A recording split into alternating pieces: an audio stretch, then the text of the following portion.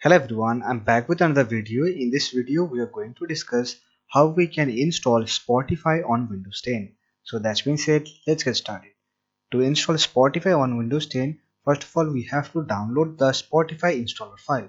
For that, open your favorite browser and search for Spotify and open the link from spotify.com. Don't worry about the link will be on the description box. This is the official website of Spotify.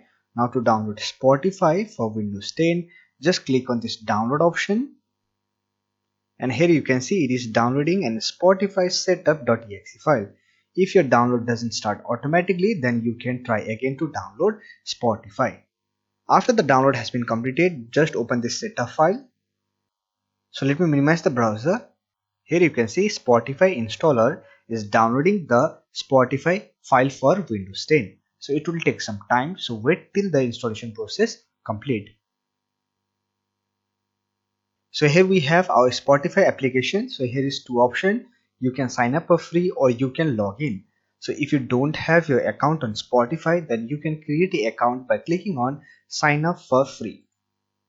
Here you can enter your email address, password, or you can simply log in with your Facebook account. And if you have a Spotify account, then simply click on login. Or if you want to check some settings, then simply click on settings. And here you will get some setting option.